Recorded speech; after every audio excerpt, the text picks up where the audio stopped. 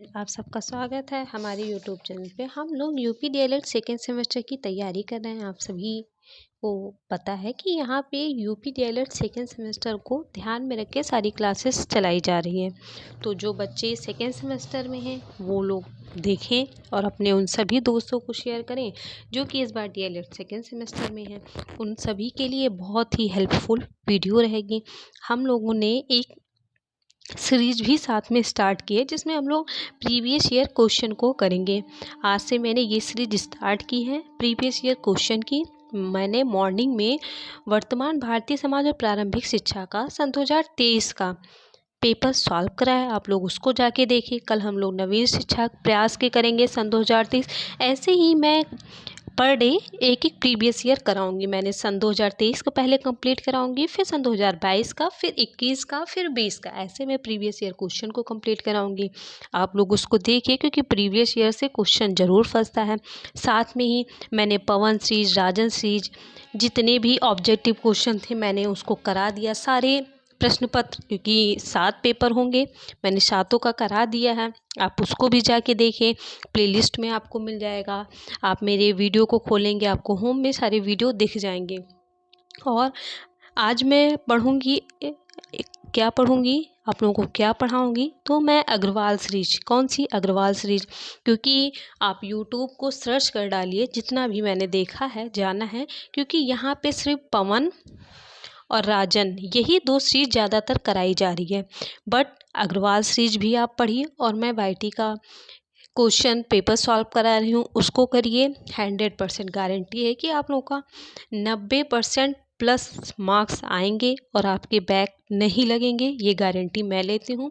But आपको क्या करना पड़ेगा, क्लास को कंटिन्यू देखना पड़ेगा, चीज़ों को समझना पड़ेगा। हाँ, वीडियो पे थोड़ा ऐसा नहीं कि आप आइए, देखिए, 2 मिनट चले जाइए, नहीं, आप स्टे करिए, चीज़ों को सुनिए, समझिए, क्योंकि सुनने से ज़्यादा चीज़ें आती है। भले ही आप पढ़ते रहिए तो पढ़ने से वो चीज़ें कम आती, क्योंकि हम लोग क्या होते हैं कि बोर होने लगते हैं। बहुत कम ही ऐसे लोग होते हैं जिनको रीडिंग में इंटरेस्ट होता है। बहुत कम ही लोग ऐसे होंगे जो बुक खोल के पढ़ेंगे सीरियस होके 15 से 20 मिनट, नहीं तो नहीं पढ़ते हैं।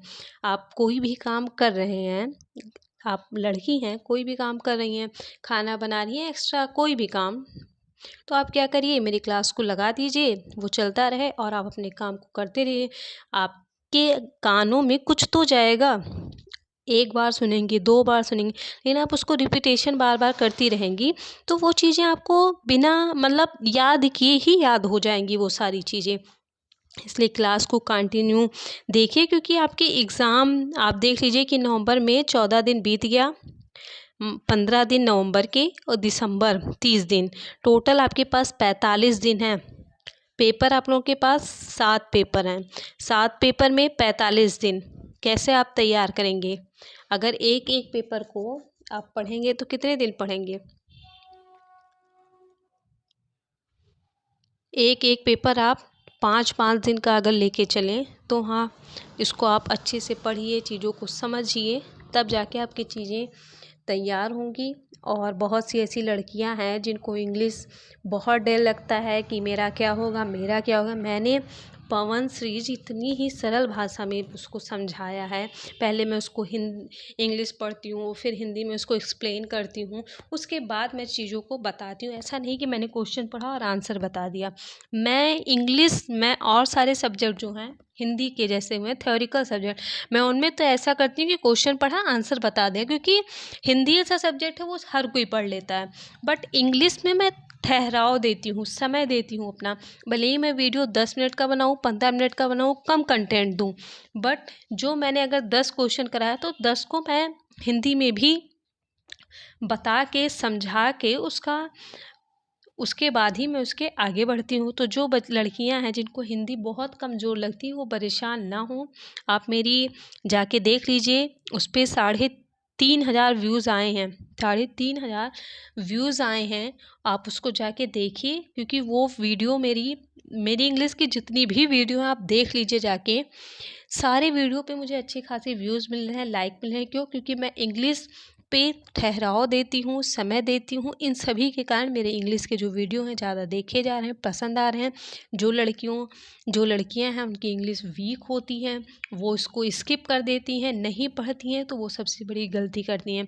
अगर आप किसी चीज़ से भागेंगे तो वो चीज़ आप कभी सीख नहीं सकते। अगर आपको कोई चीज़ सीखना है तो आप वहाँ पे रुकिए, समय दीजिए। और अगर आप हमारे चैनल पे नए हैं तो प्लीज़ लाइक शेयर सब्सक्राइब ज़रूर करें। वो आप बिना कहे कर दिया करिए, क्योंकि मुझे बार बार कहना ज़्यादा पसंद नहीं है। फर्स्ट क्वेश्चन हम लोग का क्या है कि doctor West new method of teaching English immerse to overcome the limitation of which of the following method.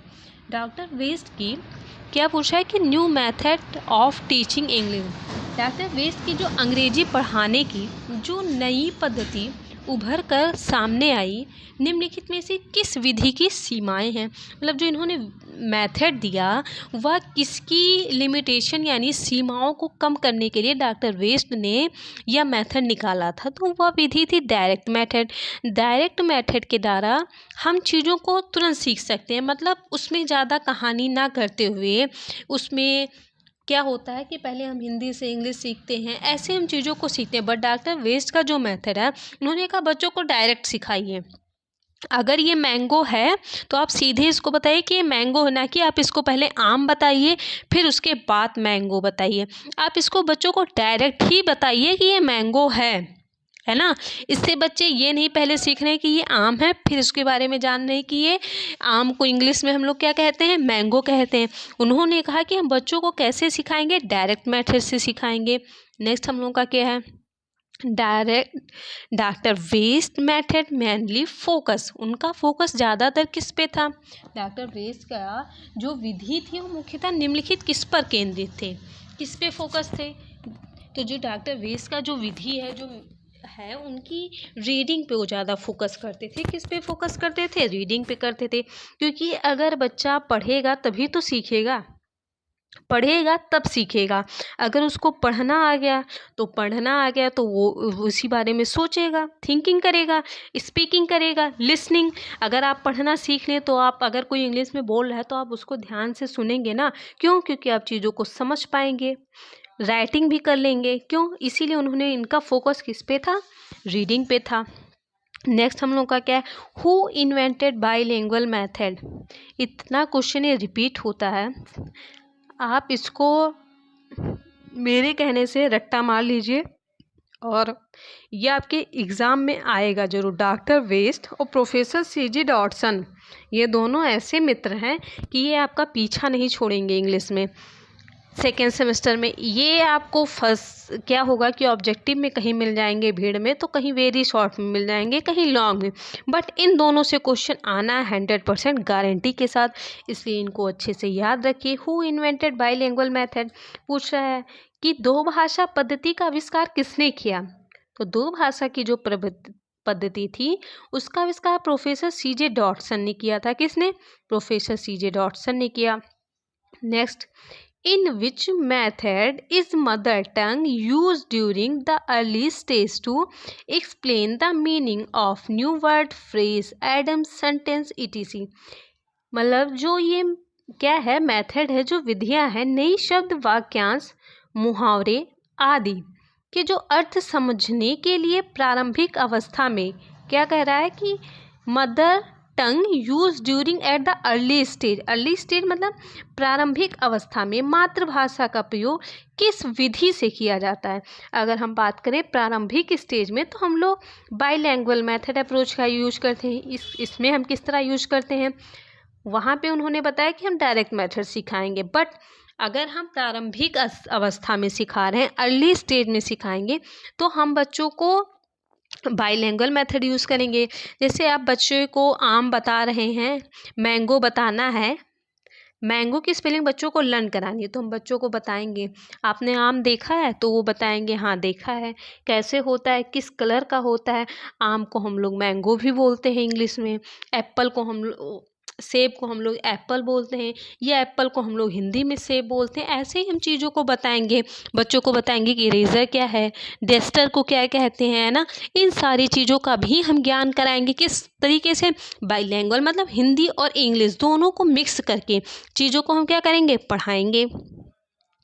A language can be acquired through, a language can be acquired through, किसी भाषा को निम्नलिखित माध्यम से हम सीख सकते हैं। एक्सपोर्ट्स करके, रिपीटेशन द्वारा, मोटिवेशन द्वारा।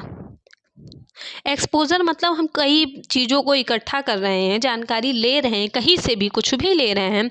मोटिवेशन है, हमें उससे सीखने के लिए जागरूक हैं। और रिपीटेशन, बार बार उस चीज़ों को हम पढ़ रहे हैं, दोहराव कर रहे हैं, तो इससे हम किसी भी लैंग्वेज को आराम से सीख सकते हैं। इसलिए ऑल ऑफ अबव हो जाएगा। Next, the aim of teaching second language should not be, कौन सी ऐसी, क्या पूछ रहा है कि कौन सी ऐसी रचना जो छात्रों के स्वतंत्र चिंतन का अवसर प्रदान करते हैं। The aim of teaching second language should not, the aim, aim मतलब क्या होता है? जो लक्ष्य होता है वो दूसरी भाषा, किसी भाषा को निम्नलिखित, दूसरी भाषा सीखने का उद्देश्य यह नहीं होता है। The aim of teaching second language should not, क्या पूछा है कि second language should not be, दूसरी भाषा सीखने का लक्ष्य क्या नहीं होता है? तो दूसरी भाषा सीखने का लक्ष्य यह नहीं होता कि हम अपनी मदर टंग को ही भूल जाएं, जो हमारी मातृभाषा है इसको भूल जाएं, या हमारी क्या है, सेकेंड लैंग्वेज सीखने का एम नहीं है।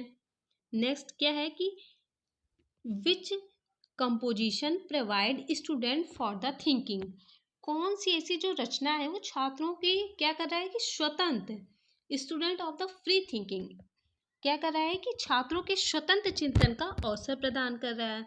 ओरल कंपोजिशन जो है ये छात्रों को क्या कर रहा है? स्वतंत्र चिंतन का अवसर।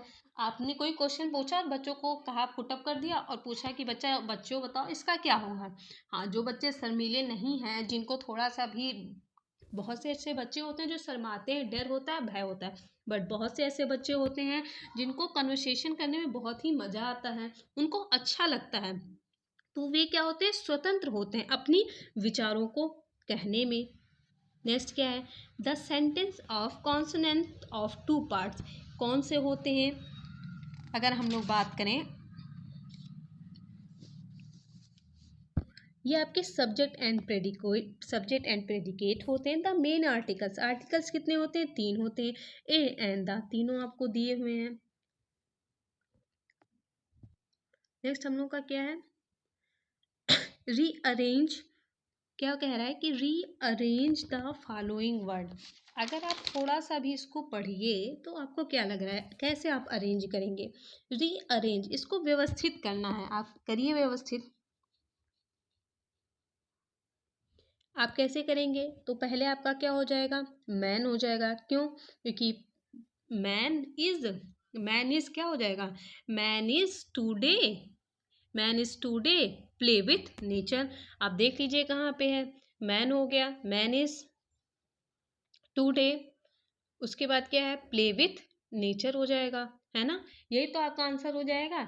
इसको क्या करना था? व्यवस्थित करना था। Man is today play with nature, मनुष्य क्या कर रहा है? आज प्रकृति के साथ खेल रहा है। नेक्स्ट हम लोग का क्या है? In India English is consider as the, English जो है बोल, भारत में अंग्रेजी का एक माना जाता है। भारत में जो हमारी अंग्रेजी है उसको क्या मानते हैं? फर्स्ट लैंग्वेज के रूप में, थर्ड या सेकंड लैंग्वेज के रूप में? हम लोग इंग्लिश को सेकंड लैंग्वेज के रूप में मानते हैं। नेक्स्ट हम लोग का क्या है? Reason of introduction in development the correct habit of speaking, क्या कह रहा है? Reason of introduction in developing in the correct habit of speaking, बोलने की सही आदत विकसित करने से देरी का कारण क्या हो सकता है? मतलब आप बोल नहीं पा रहे हैं, आपके बोलने में समय लग, एक बच्चा है जिसको बोलने में समय लग रहा है, तो उसका कारण क्या हो सकता है, ये पूछ रहा है। तो रीजनल इन्फ्लुएंसी, आपका क्षेत्रीय, क्षेत्र के कारण हो सकता है, ये भी हो सकता है। उसके बाद क्या है कि रिट्रो एक्टिव इनहेबिटेशन आपका क्या है, रिट्रो मतलब पूर्व व्यक्तात्मक जो है उसके कारण, या फिजिकल, ये तीनों आपके हो सकते हैं। आला आपका क्षेत्रीय प्रभाव पड़ सकता है, आप फिजिकली नहीं सही है, इससे भी हो सकता है।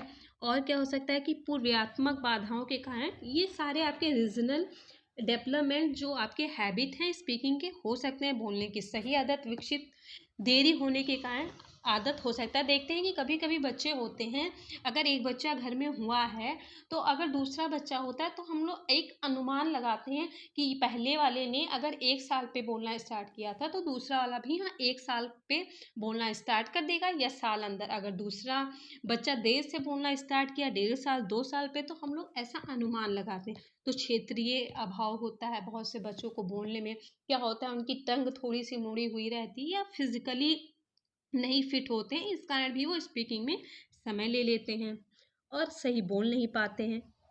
नेक्स्ट हम लोग का क्या है, in which sentence is falling intonation. इसमें पूछ रहा है कि किस वाक्य में शैली स्वर जो है वो गिरी हुई है। Please bring a cup tea, have your meal, take this pen, none of this. तो इसमें आपका जो हो जाएगा हैव योर मील, अपना आप खाया, अपना आप खाना। ऐसे तो हम किसी को नहीं पूछते हैव यू मील, आपने खाना खाया, आपने खाया, ऐसे कुछ पूछते हैं। टेक दिस पेन, ये भी सही है मेरे हिसाब से, तो यही हो जाएगा। नेक्स्ट आप इसको थोड़ा चेक कर लीजिएगा ये किस में स्वर शैली गिरी हुई है। नेक्स्ट हम लोग का क्या है कि टोटल नंबर ऑफ अल्फ़ाबेट्स, सब लोग जानते हैं, इसको बताने की ज़रूरत नहीं है कि अल्फ़ाबेट 26 होते हैं, वावेल्स 5 होते हैं।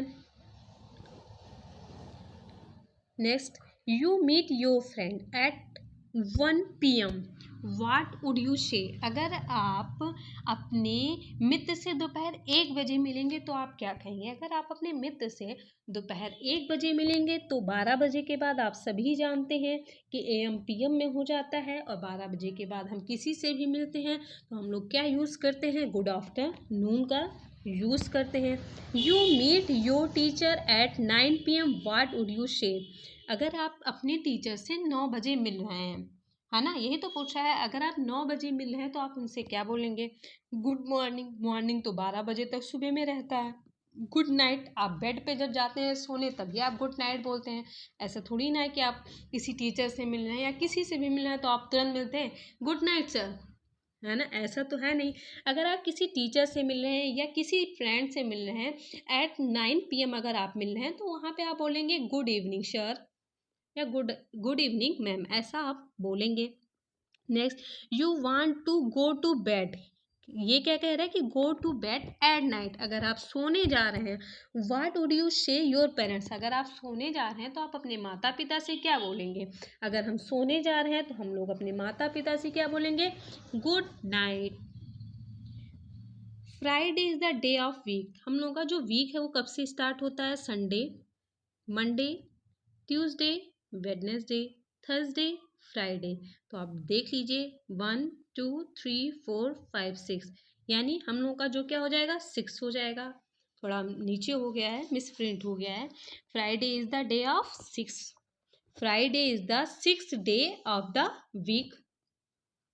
नेक्स्ट हम लोग का क्या है, ये ऊपर नीचे हो गया है, इसको हम स्किप करते हैं।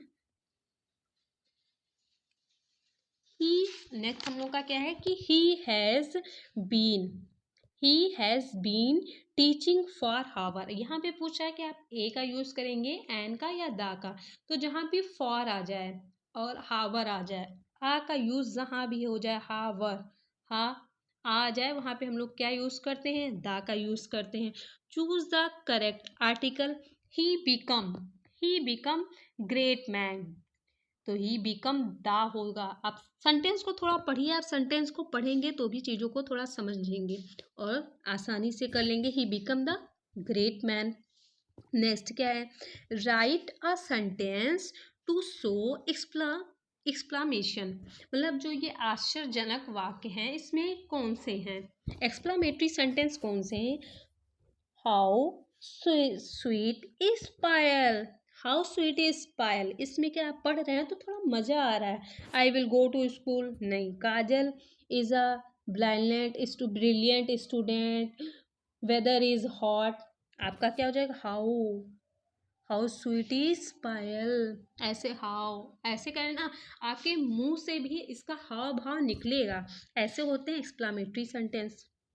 नेक्स्ट हम लोग का क्या है, choose the correct article. Book you want is out of part the book. ये बहुत ही छोटी छोटी चीज़ें हैं। पूछ रहा है कि English grammar is organise from, English grammar जो कहाँ से ऑर्गेनाइज हुआ, तो ये ग्रीक भाषा का है। कौन सा है, ग्रीक भाषा का है। Choose the correct article. Our college is an our college is an the best in the state, and best in the state. Next हम लोग का क्या है कि choose the correct article. We decided to stay at the, कहाँ भी hotel है, आप स्टे कर रहे हैं, एट है तो एट के बाद हम लोग क्या यूज़ करते हैं, द का यूज़ करते हैं, एट द हो जाएगा।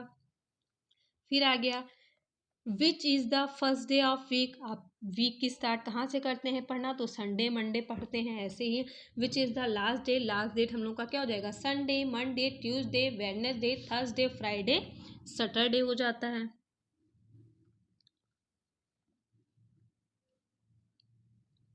नेक्स्ट क्या है, who said poetry is the best word in the best order.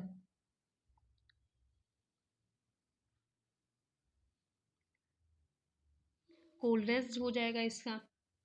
Next क्या है कि who said poetry is the rhythm creation thought, इसका क्या हो जाएगा, पोइट्री का रिदम क्रिएशन क्या हो जाएगा,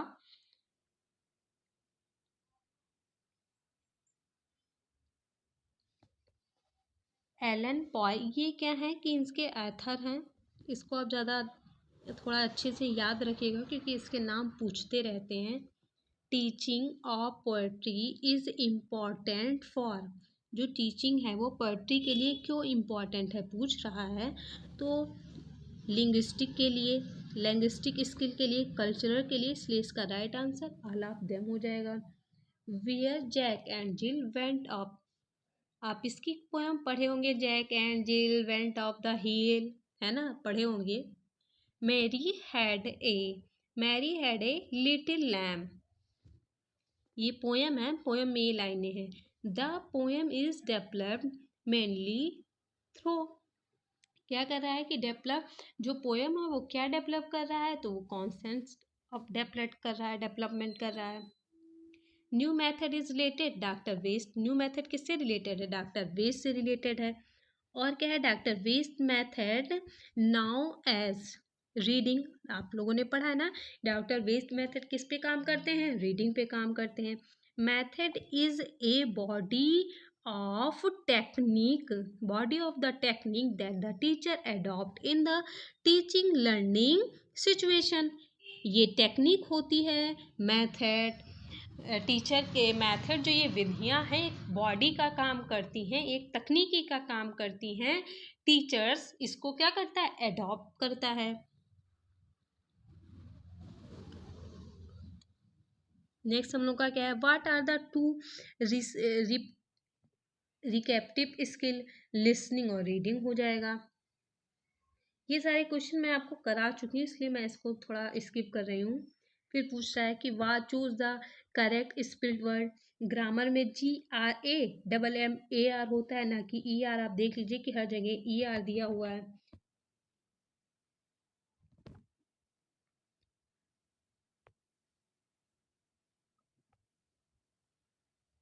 द मेन आर्टिकल, आप जानते हैं कि ए एंड द, यही 3 मेन आर्टिकल हैं। ऑल ऑफ एबव हो जाएगा, इसको बताने की ज़रूरत नहीं है। ये हमारे ख्याल से अभी जो मैंने कराया वो ही आ गया है, सब्जेक्ट एंड प्रेडिकेट। इसलिए आज के वीडियो में इतना ही। ये सारे क्वेश्चन फिर से रिपीट हो रहे हैं तो मैं आप लोगों को नहीं पढ़ाऊँगी। और अगर आपको मेरे इंग्लिश पढ़ाने का अगर तरीका समझ में आ रहा है, अगर जितना भी क्वेश्चन मैंने आपको पढ़ाया है अगर आपको समझ आ रहा है तो प्लीज़ लाइक शेयर सब्सक्राइब ज़रूर करें। आपके एक लाइक से आपका कुछ नहीं जाएगा, हाँ बट आपके एक लाइक से हमें मोटिवेशन ज़रूर मिलेगा कुछ अच्छा करने के लिए, कुछ अच्छा पढ़ाने के लिए। और आप शेयर भी कर लेंगे तो आपका कुछ नहीं जाने वाला है। आपने हज़ारों चैनल सब्सक्राइब करके रखा होगा, एक करेंगे आपको कुछ जानकारी की ही चीज़ें मिलेंगी, फालतू चीज़ें तो नहीं ही मिलेंगी। और अगर आपको अच्छा लग रहा है तो प्लीज़ लाइक शेयर कमेंट ज़रूर करें। धन्यवाद।